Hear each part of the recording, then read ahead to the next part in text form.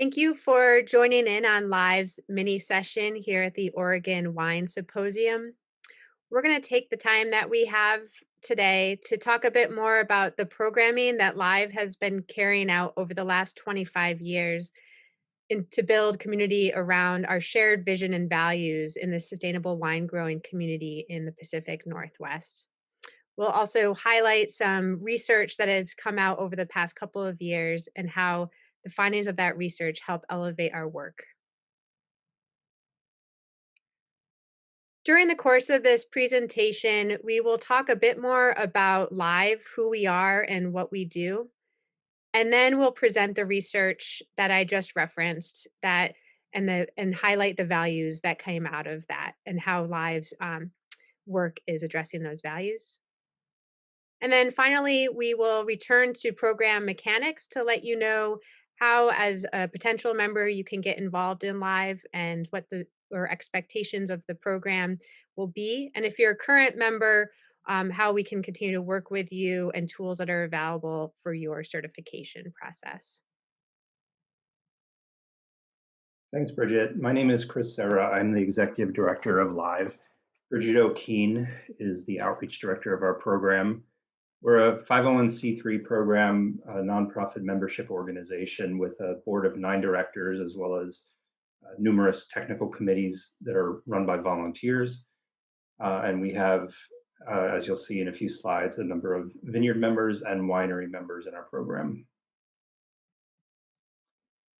Uh, just to talk a little bit about where we came from, because I think that it's important to know, we are an industry organization that was founded in the mid 1990s by a small group of Willamette Valley growers led by Al McDonald and Ted Castile, as well as OSU Extension, to promote the sustainability practices that were prevalent in the valley at the time. We formed some partnerships in the early 2000s, one with Salmon Safe certification program that focuses on protecting fish habitat, as well as the International Organization of Biological Control, or the IOBC, who is an international organization that accredits our program annually so that we're not self-certifying. We have members in Washington. We began certifying growers in the Walla Walla AVA in 2006. We created a winery certification program in 2008 to supplement our vineyard certification program. We began certifying vineyards in Idaho in 2012 to fulfill our Northwest mission. And we were invited to speak to the European Commission on Sustainability in Brussels in 2012 on our work. In 2018, we were asked to participate in a value-added producer grant that Bridget will be talking about later on with the U.S. Sustainable Wine Growing Project. This grant program is aiming to essentially harmonize what we talk about when we talk about sustainability across the major wine growing regions in the country. And we are the representatives from Oregon. There are also sustainability organizations from California, New York, and Washington participating in this project. And you'll hear more about that in a little bit. So today, that brings us to where we are today in Live. We have 327 vineyard members across almost 13,000 acres in the Pacific Northwest of vines. We have 30,417 farm acres, and that includes non-vineyard acres, other crops, landscaping, things like that. We have 8,100 acres of biodiversity on our program. We do have a requirement that 5% of your farm is set aside for biodiversity. As you can see, more than 5% of the total acres is set aside for biodiversity in our program. We have 39 wineries currently enrolled in our program that accounts for 72 million bottles of wine produced in the Pacific Northwest in those 39 wineries. So quite a large footprint with production.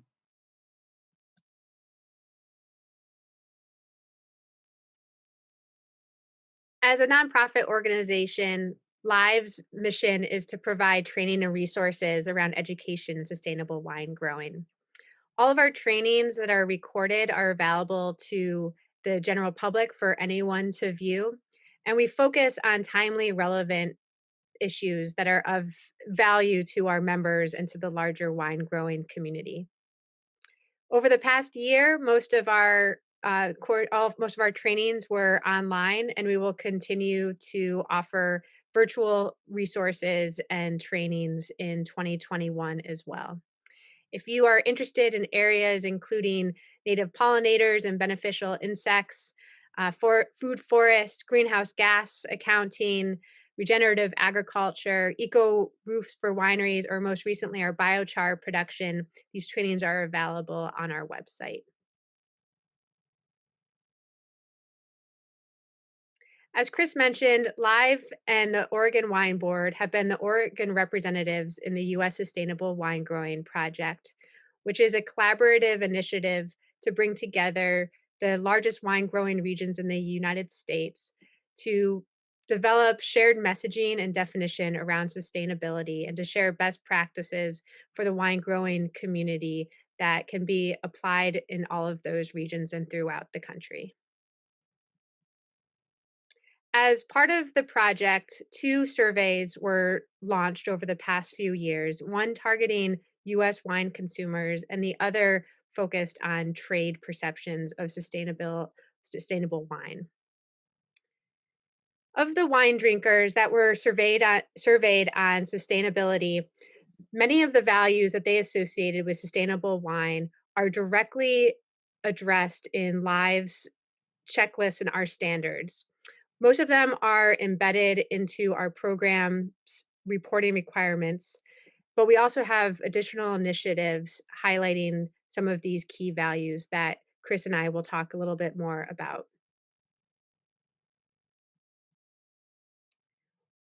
With the trade research, the trade addressed goals for sustainable production that were aligned with the consumer feedback.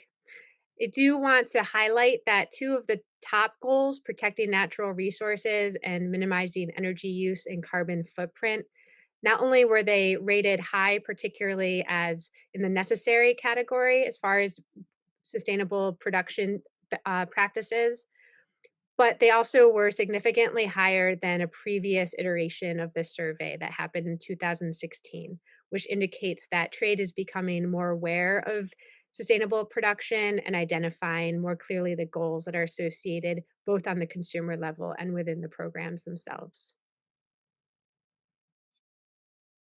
So, out of this research, Live took a close look at the findings and identified the key values that we share not only with our partners in other regions, but also amongst the entire wine community from trade, growers, organizations, and consumers.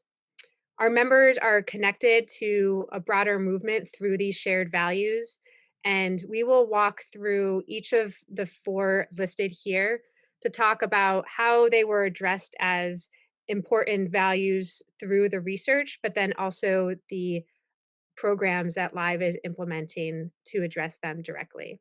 So that includes natural resource conservation, worker rights, climate change action, and pesticide reduction. Protecting natural resources when surveying consumers was among the leading goals of sustainable production, with 86% saying that it's a necessary requirement of sustainability. And the way we address that in our program is through a few different tools that are available to our members currently. We have a biodiversity assessment tool, which is an Excel spreadsheet that was developed with the Oregon State University researcher Matt Schinderman, that you can use to assess your biodiversity and see what kind of indicator species you have on your farm to see if you can do a little bit better or if you have a very healthy ecosystem already, which would be great. We have recycling hubs that were developed by one of our members, Kevin Green from Apolloni Vineyards, where there are a number of wineries in the Willamette Valley that have set up collection points for plastics that were previously unrecyclable due to the small quantities that were being generated by wineries that now can be combined into larger collections and recycled. And if you want to learn about that, you can go on our website and see who those wineries are that are participating. We also have participated in the last year in a pollinator task force that Bridget sat on a committee in Washington and produced some pollinator protection recommendations for legislation. And that work has actually been used to develop some legislation recently, and we were very proud to be part of that.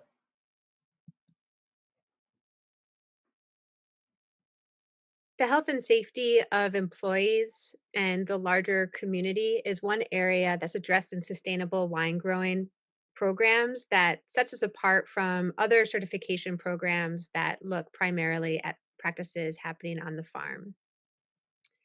This is recognized by consumers and trade as well, where a third of the regular wine drinkers that were interviewed as part of this research identified socially responsible treatment of employees with sustainability. And a higher number, 47% of the trade, also made that association between employees and sustainable wine growing programs. We have currently on our board of directors a representative from the Salud program, which you're probably familiar with. Gives free health healthcare to the crews on some of the vineyards in the Willamette Valley. That would be Leda Garside. She is one of our board members. We also have given safety trainings through OSHA and in Washington WISHA, and we also have a scholarship set up through Chemeketa Community College to give first generation students of work crews in our industry a free tuition free education in the wine studies program at Chemeketa Community College, and that was named after Al McDonald, who was one of the founders of Live, as well as the person that developed the wine studies program at Chemeketa.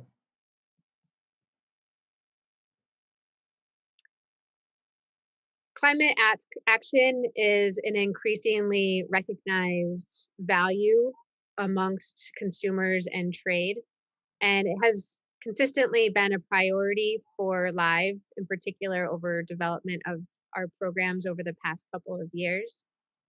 79% of consumers surveyed agreed that addressing climate change impacts was a necessary requirement of sustainability. And so the way we address it within Live, we actually have been doing this for quite a few years in the winery program. We've had a greenhouse gas calculator Excel spreadsheet again that you can enter your practices within the winery, and it gives you an impact rating of your carbon footprint. We worked with a professional accounting firm called Good Company in Eugene, Oregon, to develop out this workbook to include vineyards and farms and land use practices, which was previously unavailable to our members. So we released that this past year, and it accounts for about a quarter of or a third of the greenhouse gas impact of the wine growing process. So we find it very important to include this work into the accounting of your footprint. Both of these tools are now in the same workbook, in the same Excel spreadsheet, and they're available on our website.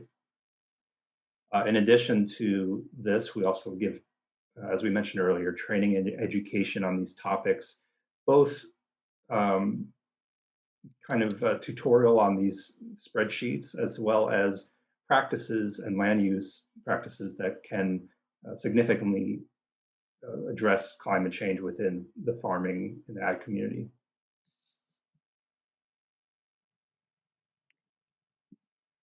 The reduction of pesticide use overall and the selection of low impact pesticides and fertilizers were two areas that were recognized again through consumers and trade as important elements of sustainable wine growing. Half of the consumers surveyed associated these practices with sustainable wine, whereas 83% of the trade made that same association. So the way we address pesticide reduction and pesticide use in general, which are probably the most common things that folks ask about when they join our program, is through what's called integrated pest management, or IPM, also called integrated production. We have a green and yellow list, which address integrated pest management practices through cultural and biological practices, as well as prevention and monitoring. That's the green list. And then the yellow list would be our chemical controls, which are allowed after all the green list practices have been examined and implemented.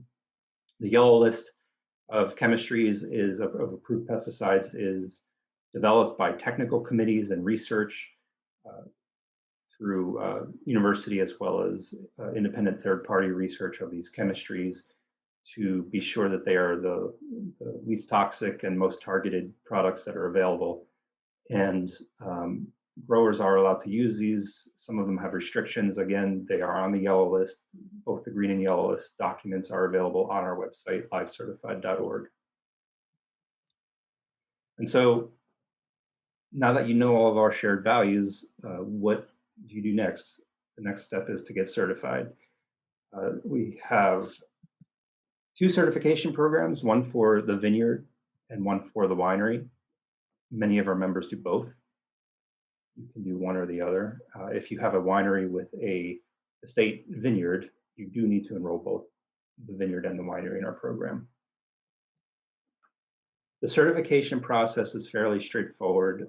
You enroll your property, whether it's your vineyard or your winery or both, at livecertified.org. There is a short form you fill out.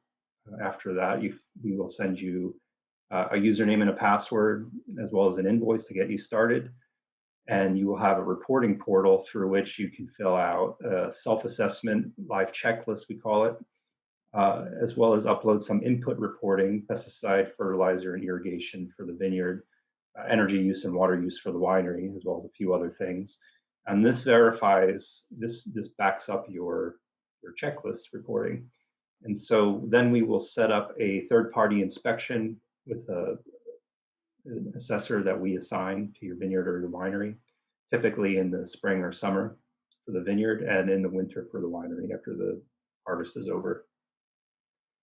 After that, you will have to report annually uh, all of these things. And once you get certified, you will get a certificate. Actually, I have one right here. You can see this is for a vineyard. That you can put in your tasting room, or you can use to submit to COLA for your label, if you want to put the live certification claim on your label. And then we ask that you report annually, and we will assign an inspector to review your reporting every year. And every third year, once you're certified, you will be visited by an inspector on site. We have been doing the inspections virtually this year, or excuse me, this past year, and we will be doing it virtually again this year until such time that life kind of gets back to normal with vaccines and all of that. We have a number of helpful tools and resources that can be downloaded at livecertified.org/standards. We have our checklist, which is a web form basically that you fill out. We have our green and yellow list, which is a PDF of all of these cultural and biological practices, as well as the chemical we allow in the program. And then we have a number of Excel books, a greenhouse gas calculator, which we've spoken about, as well as the biodiversity assessment tool.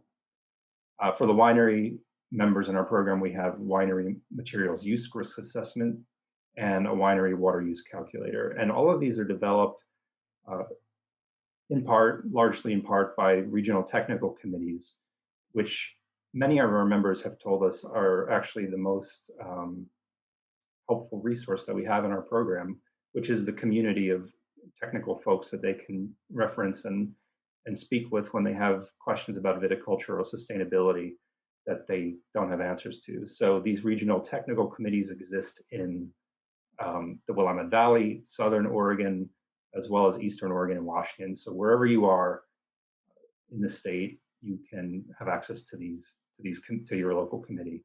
and participate on these local committees that meet regularly throughout the year. Okay, so how much is it? A full fee schedule can be downloaded at livecertified.org/standards. We have a one-time application fee for our vineyards and our winery members of $100. We have an inspection fee in the years that you're visited on site, whether it be virtual or in person, of $400 for vineyards, $500 for wineries. It's a little bit of a higher charge if you're in Idaho because of the distance. Um, our annual membership dues is based on your acreage or your case production, so we don't have a full schedule here on the screen. You can download that at livecertified.org/standards. It starts at $350 and then goes up from there based on your size. There's a cap of $3,000 for the very large wineries and vineyards in our program.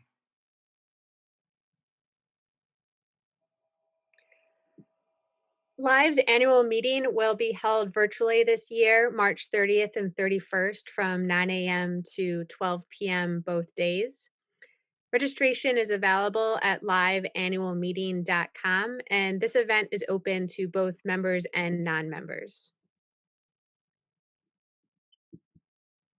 On the first day of the meeting, we will have our annual board meeting where members will hear from board and staff about live programs and our plans for 2021, including updates to our vineyard and winery standards. Our keynote speaker on the first day, March 30th, is Stephen Satterfield from Whetstone Media, who will talk about wine culture today and how we are thinking of it and define it differently today than we did before due to this past year of community and global changes and how that changes how we address and view the wine community. On the second day of the meeting, March 31st, we will focus on climate action, starting with a big picture keynote from Crystal Chisel, the director of partnerships from Project Drawdown. Project Drawdown is one of the leading resources in climate solutions, and Crystal will present some of their recent findings in the agricultural sector. She'll be followed by our partners at Good Company who worked with Live to develop the greenhouse gas inventory tool. They will present an introduction to greenhouse gas accounting for wineries and vineyards, and that'll be followed by an in-depth tutorial of the use of the tool specifically used in Live's program. In addition, mark your calendars for April 19th through 21st, which will be a virtual summit as part of the U.S. Sustainable Wine Growing Partnership that has been discussed during this presentation. The summit will dig deeper into some of the research findings that I briefly addressed over this presentation, and will also bring in speakers from each of the wine growing regions represented to have panel discussions and conversations around key areas and values in sustainable wine growing practices. The contact information for both Chris and myself are included on this slide, and we are available in this chat if you are part of viewing this mini session in real time. And if you're viewing it after Tuesday morning, you can reach out to us through the portal of the symposium itself.